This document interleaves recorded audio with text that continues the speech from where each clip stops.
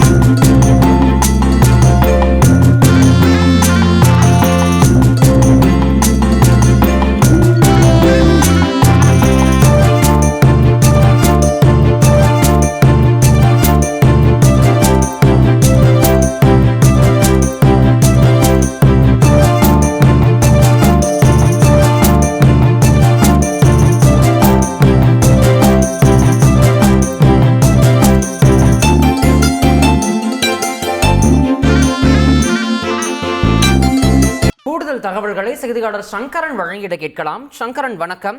தற்போது ஆளுநர் மாளிகையில் கொண்டாடக்கூடிய பொங்கல் விழாவில் எந்த மாதிரியான ஏற்பாடுகள் எல்லாம் செய்யப்பட்டிருக்கின்றன? குறிப்பா அந்த விழாவில் யார் யார் எல்லாம் கலந்து கொண்டிருக்கிறார்கள்? உங்களுடைய தகவல். வணக்கம். சென்னை கிண்டியில் இருக்கக்கூடிய ஆளுநர் மாளிகை வளாகம் பொங்கல் விழாவையொட்டி விழா கோலம் பூண்டிருக்கிறது. வளாகம் முழுவதும் அலங்கார மின்விளக்குகளாலும் செங்கரும்புகள், வாழை தோரணங்கள் இன்று விமரிசையாக வளாகம் முழுவதும் களை கட்டி இருக்கிறது. இன்னும் 2 தினங்களில் பொங்கல் விழா கொண்டாடப்பட உள்ள நிலையில் முன்கூட்டியே ஆளுநர் மாளிகையில் பொங்கல் விழா மிக விமரிசையாக நடைபெற்று வருகிறது. திறந்தவெளி புல்வெளி அரங்கத்தில் இந்த விழாவானது தற்போது நடைபெற்று வருகிறது. மிகப்பெரிய ஒரு பெரிய பானை, அதே போன்று மாட்டு வண்டி, வைக்கோல் போர் என்று பல்வேறு அந்த கிராமிய நினைவு சின்னங்கள் எல்லாம் இங்கே உருவாக்கப்பட்டிருக்கின்றன. ஆளுநர் RN ரவி, அவரது துணைவியார் லட்சுமி ரவி மற்றும் அவருடைய 2 பெண்களும் இந்த விழாவில் பங்கேற்றிருக்கிறார்கள். சென்னையில் இருக்கக்கூடிய பல்வேறு தொழிலதிபர்களும் அதே போன்று சமூக ஆர்வலர்கள் மற்றும் ஆளுநர் மாளிகை அதிகாரிகள், ஊழியர்கள் எல்லாம் இந்த பொங்கல் விழாவில் பங்கேற்றிருக்கிறார்கள். ஆளுநரும் அவரது துணைவியார் மற்றும் அவரது மகள் ஆகியோர் 3 பேரும் விழா இடத்திற்கு வந்து பொங்கல் வைத்து இந்த பொங்கலை கொண்டாடினார்கள். இதைத் தொடர்ந்து கூடியிருந்த மக்கள் மத்தியில் பொங்கல் வாழ்த்துக்களை ஆளுநர் RN ரவி தெரிவித்தார். இதைத் தொடர்ந்து பல்வேறு கலை நிகழ்ச்சிகளும் நடைபெற்று வருகின்றன.